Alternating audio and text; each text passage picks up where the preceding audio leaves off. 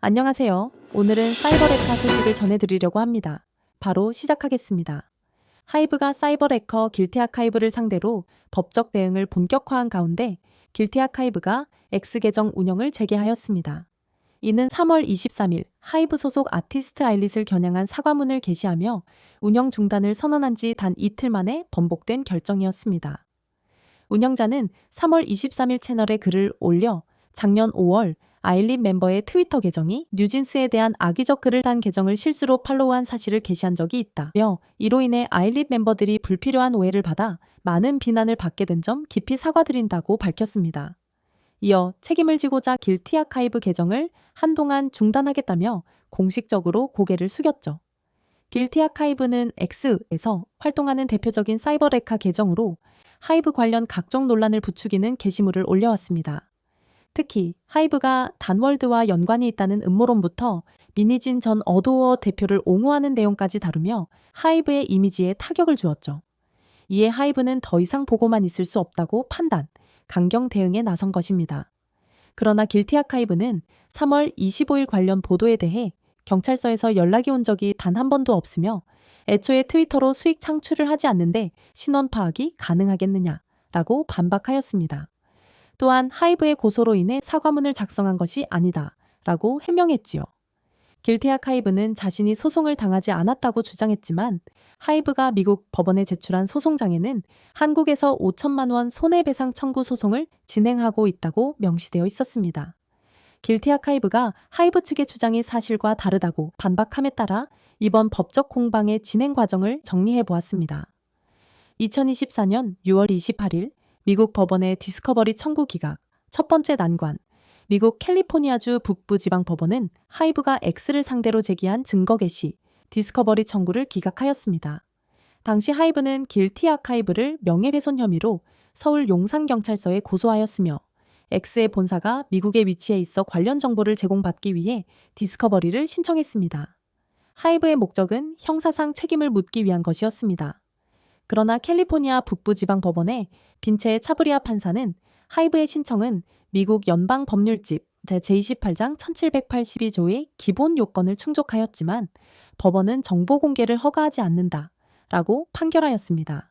그는 범죄 수사는 일반적으로 피해자가 아닌 수사기관이 주도해야 한다라고 강조하며 기각한 것이지요. 7월 9일 국내에서 민사소송 제기. 하이브는 미국 법원에서의 실패를 바탕으로 국내에서 길티 아카이브를 상대로 민사소송을 제기하였습니다. 법무법인 율촌 김문희 변호사가 제출한 선언서에 따르면 하이브는 X의 계정과 관련된 법률 대리를 율촌에 의뢰하였으며 길티 아카이브가 X 플랫폼에서 하이브 및 소속 아티스트에 대한 허위 정보 및 명예훼손적이고 괴롭힘의 성격을 띤 게시물을 게재하였다고 주장하였습니다. 김 변호사는 하이브는 길티 아카이브를 상대로 명예훼손을 이유로 대한민국에서 민사소송을 제기하였으며 피고에게 5천만 원의 손해배상을 청구하고 있다고 설명했습니다. 또한 하이브 측은 소송이 제기된 날로부터 전액 지급일까지 연 12%의 이자를 함께 청구하고 있다라고 밝혔지요. 9월 16일 미국 법원의 디스커버리 청구 승인, 이번엔 성공? 하이브는 길티 아카이브의 신원을 확보하기 위해 다시 미국 법원에 증거 개시를 신청하였고 이번에는 캘리포니아 북부지방법원이 이를 승인하였습니다. 당시 법원은 신청을 충분히 고려하였으며 정당한 사유, 굿 커즈가 존재한다고 판단해 승인한다며 하이브가 X에 대한 문서 제출 요구를 할 수 있도록 허가했습니다. 재판부는 본 명령은 하이브가 대한민국 민사소송에서 사용할 목적으로 X로부터 문서를 요구하는 요청에 한정된다고 덧붙였습니다. 이에 따라 하이브는 X의 소환장을 송달하고 이의 제기가 없다면 길티 아카이브의 신원을 확인할 수 있는 가능성이 열리게 되었습니다. 10월 7일 X의 이의 제기. 하이브는 미국 법원이 디스커버리를 승인하자 같은 해 9월 24일 X의 소환장을 송달했습니다. 그러나 X는 미국 수정헌법 제1조의 우려를 포함한 이의사항을 담아 답변서를 제출하였습니다. 이에 따라 하이브가 길티 아카이브의 정보를 확보하는 데 시간이 추가로 소요되게 됩니다.